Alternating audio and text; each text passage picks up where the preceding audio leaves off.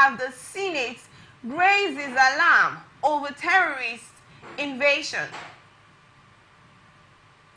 We have girls are used as suicide bombers and sex slaves. This is coming from LACAP. And then we have MDCAN embarks on nationwide strike. And then the National Union of Road Transport Workers says MC Olowo assumes office against court order. And then coming from the United Nations Human Rights prioritize children's protection in conflict zones. Do stay with us, and when we come back, I will introduce our amazing guests with us at the studio.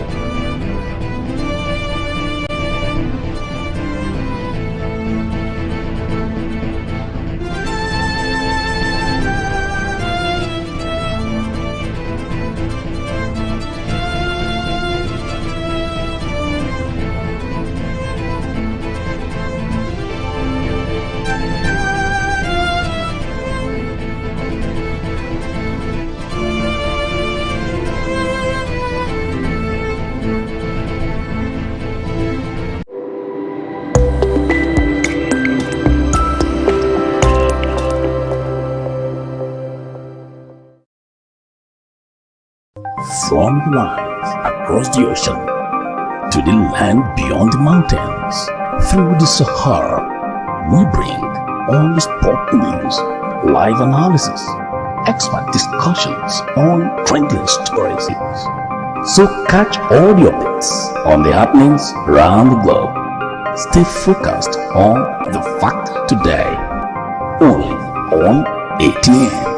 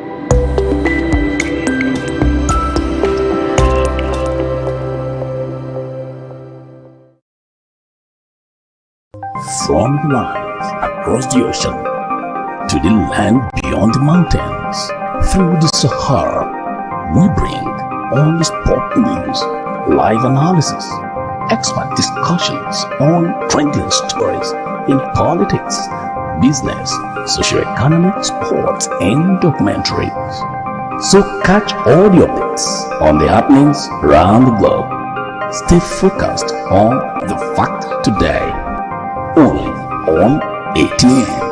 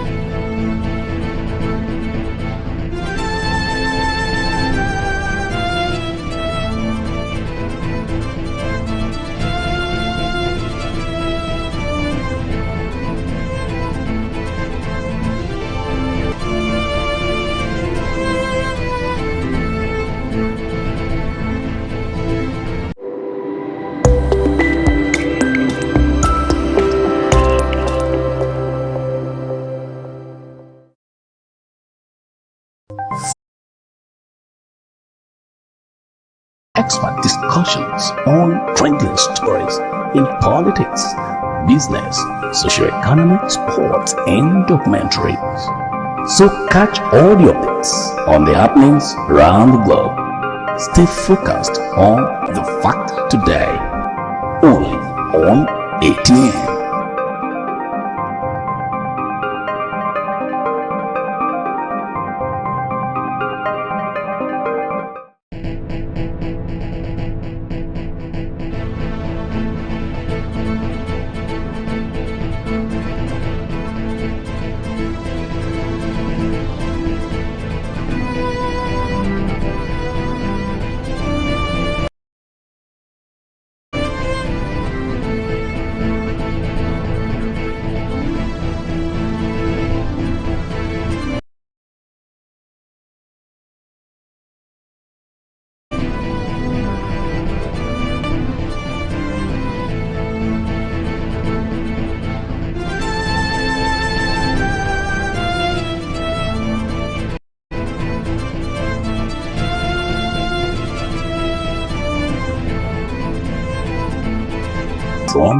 From the lines across the ocean to the land beyond the mountains, through the Sahara, we bring all the sport news like the fact today, only on ATN.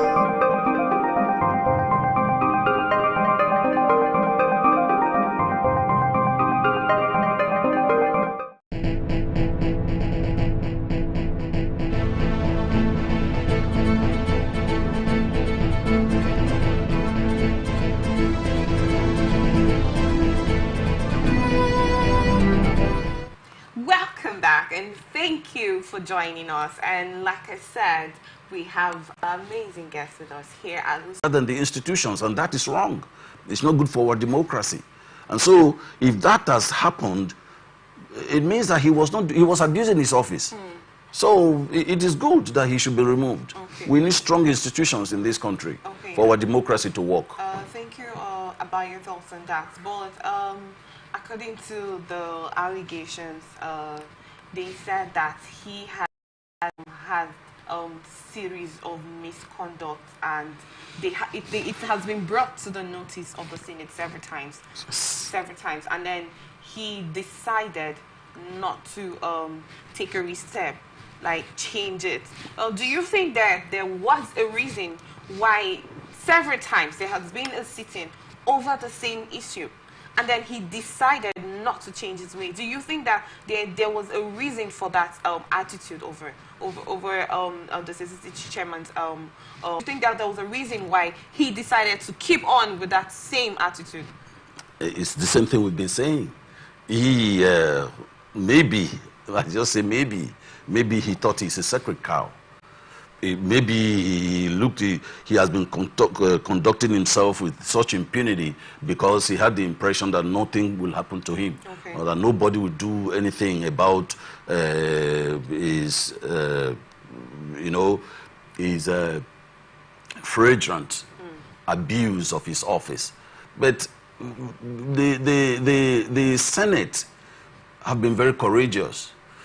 If we do not begin to call people like that, people who conduct themselves with such impunity while in office, if we do not begin to call them, if we don't have the courage to call them to order. Just like section 157, subsection 1 says. Yes. If we don't have the courage to call them to order, whatever they are doing, they will continue to do it. And they say power corrupts and absolute power corrupts. Absolutely. It will get to a point when they will make a mockery of our democracy. Democracy is actually the rule of law. The law rules. So if there is a... You said democracy is the rule of law. It's about the rule of law. Yes. Yes. In this situation... When they are 2011, that when they believed that they did amendment, what they did was nonsense. What are the problems of this country? We should look at persons that will sit down and know the problem of this country and the solution to the problem of the country. The problem of this country is not the CCT only. Neither will I say here now that it's the EFCC only. We know the problem of this country. And that is the reason why people were agitating that the face of these politicians now should be removed for bright new faces to come. I still want you to hit on something. You talked about the National Assembly probing on the EFCC, Economic Financial Crime Commission. Why did you make that statement? Okay, let me come to that. Okay. You know, EFCC is supposed to be a body that will always account to the nation. Most of the activities, we hear it, we see it on the social media. And we believe that at the end of these their investigations, that they should tell Nigeria that we realize the sum of this amount. And this amount should be sent back to the treasury. And when they look at it, they will find out that because they have been paid by the national, by the nation treasury. So when we are talking about all these parastatals, all these institutions, we should look at, you understand, what they are doing. And when you come to the African nation, it's a very big name. The continent we are talking about, the African continent,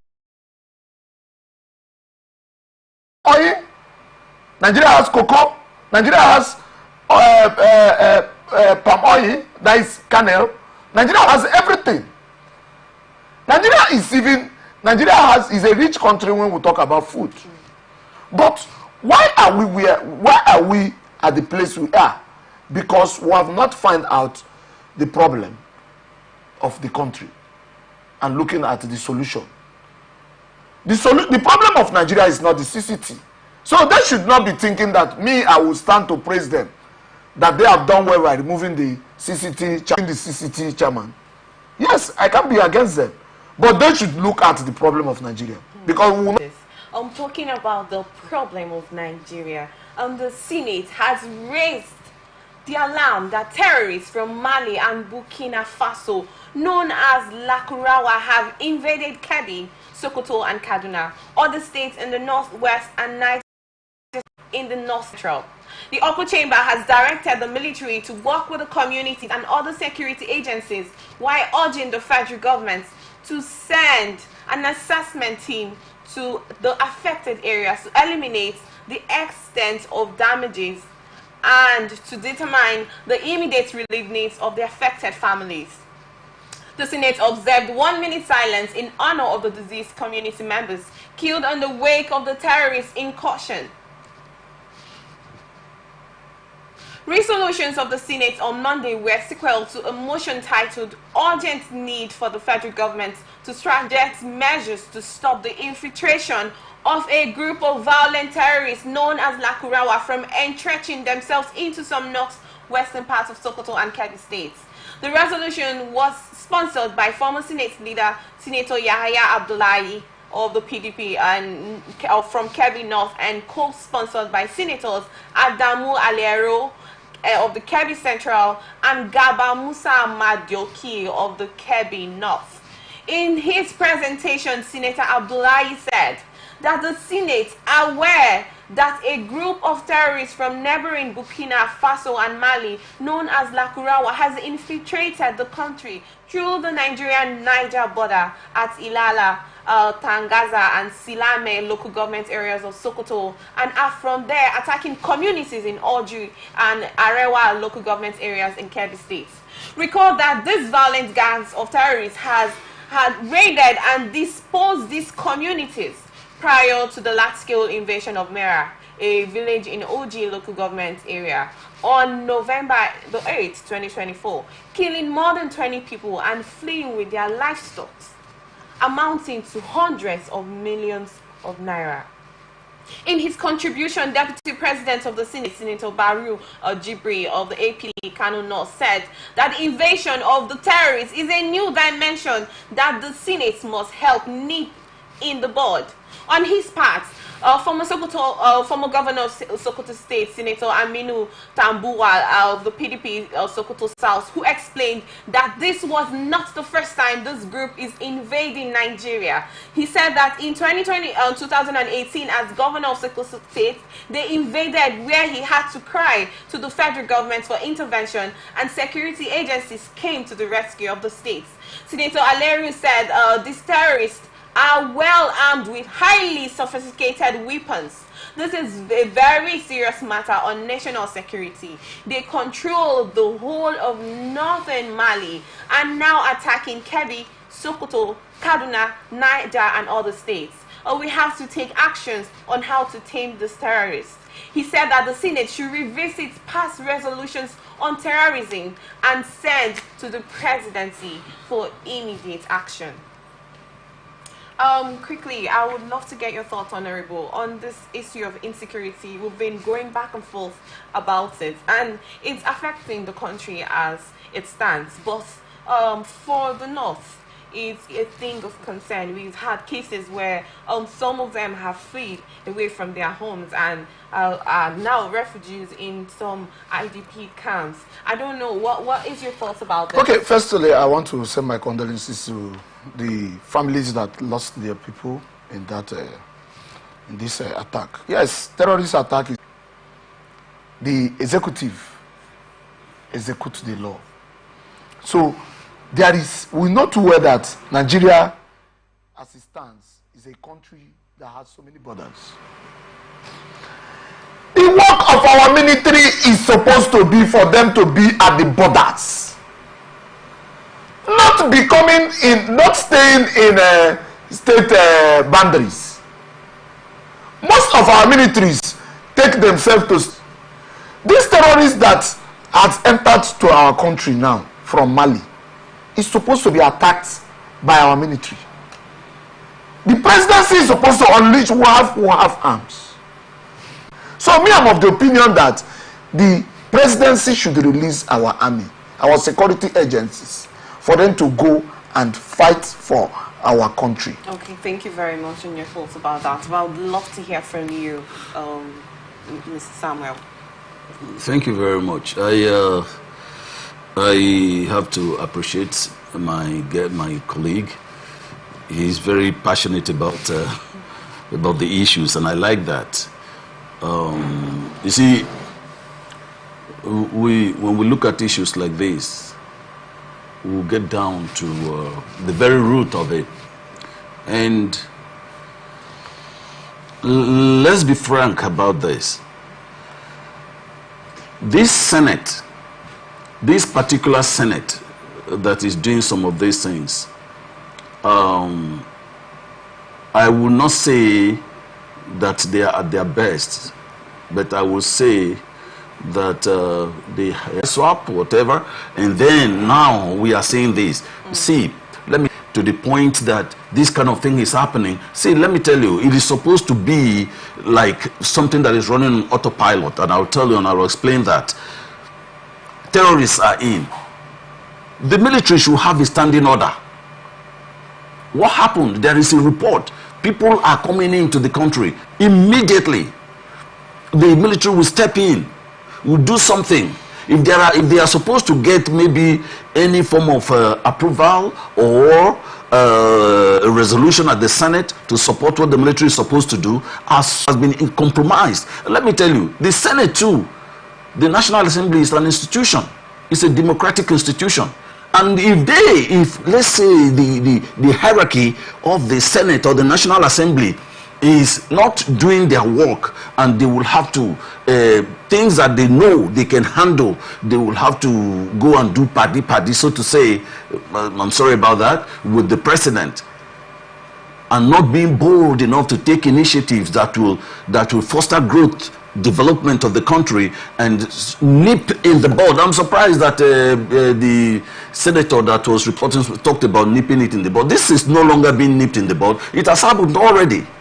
It has happened already. It's a decay that, just like my You understand? At that time, they will explain everything. They will tell us why Boko Haram members are our brothers and why the military will have to do what they...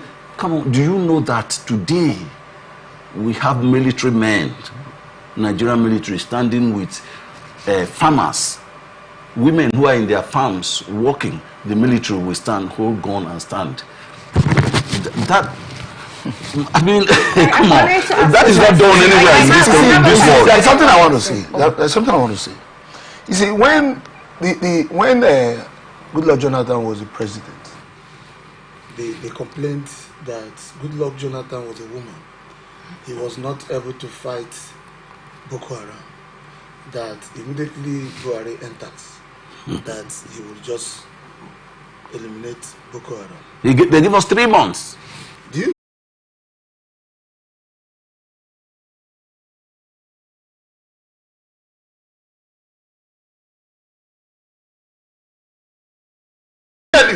They promised us 2015 that they are coming to return $1 to $1, and they failed. Are you trying to say they find that is a Boko Haram? I want to see that law. That law should be these are the things they should be doing. Make laws tell us that any terrorist caught, whether a Nigerian or an outsider, stands to be eliminated. And there is the